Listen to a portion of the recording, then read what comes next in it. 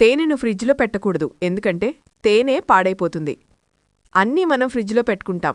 నిజానికి తేనెకు expiry date ఉండదు. తేనె అసలు పాడవదు, కాబట్టి బయట పెట్టుకోవచ్చు.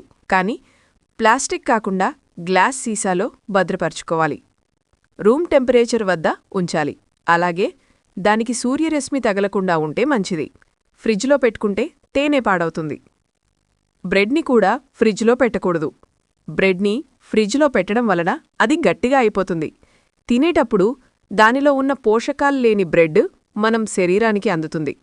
కాబట్టి అది తిన్నా తినకపోయినా పెద్ద ఉపయోగం ఉండదు. ఉల్లిపాయలను, వెల్లుల్లిపాయలను ఫ్రిడ్జ్లో పెట్టకూడదు, ఎందుకంటే ఫ్రిడ్జ్లో పెట్టడం వలన ఉల్లిపాయల్లో నుండి వివిధ రకాలైన గ్యాస్ విడుదలవుతుంది. ఫ్రిడ్జ్ తీయగానే ఫ్రిడ్జంతా కూడా ఉల్లిపాయల వాసన వస్తుంది. అలాగే ఉల్లిపాయ పైనున్న పైపొరను కూడా అంటుకుపోయి ఉంటాయి. మనం కట్ చేసుకునేటప్పుడు చాలా కష్టంగా ఉంటుంది. వాటికి ఎక్కువగా గాలి తగులుతూ ఉండాలి. ఫ్రిడ్జ్లో ఎక్కువగా గాలి తగులుతూ ఉండదు. కాబట్టి బయట రూమ్ టెంపరేచర్ వద్ద గాలి తగిలే ప్రదేశంలో పెట్టుకుంటే మంచిది. జల్లెడ బుట్టలో పెట్టుకుంటే ఇంకా మంచిది. చాలామంది చేసే మరొక తప్పు ఏంటంటే ఆకుకూరలు తీసుకొని వచ్చి వెంటనే వాటిని ఫ్రిడ్జ్లో పెట్టేస్తారు. కానీ అలా పెట్టకూడదు. వాటికున్న తాడ్లు, రబ్బర్లు తీసేసి శుభ్రంగా చెత్తాచెదరం, పాడైపోయిన ఆకులు ఇవన్నీ తీసివేసి ఒక రంధ్రాలున్న కవర్లో వేసి స్టోర్ చేసుకుంటే చాలా ఫ్రెష్గా ఉంటుంది. స్టోర్ చేసుకునేటప్పుడు ముందుగా దాన్ని ఒక పేపర్లో చుట్టి తర్వాత హోల్సున్న కవర్లో పెట్టాలి. ఇలా చేస్తే చాలా రోజులు నిల్వ ఉంటుంది.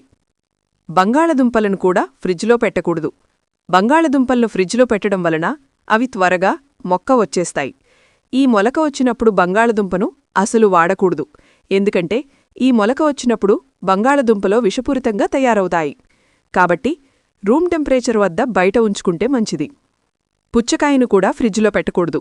పుచ్చకాయను ఫ్రిడ్జ్లో పెట్టడం వలన ఫ్రిడ్జ్లో ఉన్న చల్లని గాలి వలన పుచ్చకాయలో ఉన్న యాంటీఆక్సిడెంట్లు అన్నీ పోతాయి.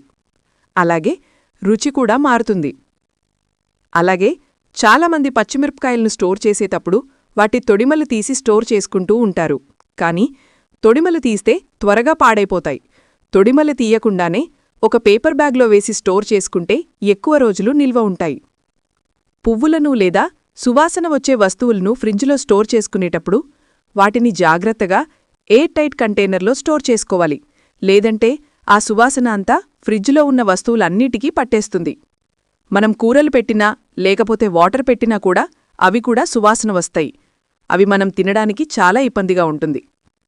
మరో ముఖ్యమైన విషయమేమిటంటే 2 నెలలకు ఒకసారి అయినా క్లీన్ చేసుకోవాలి. ఫ్రిడ్జ్ని క్లీన్ చేసేటప్పుడు ఫ్రిడ్జ్కున్న కరెంటు కనెక్షన్ని తీసి క్లీన్ చేసుకోవాలి.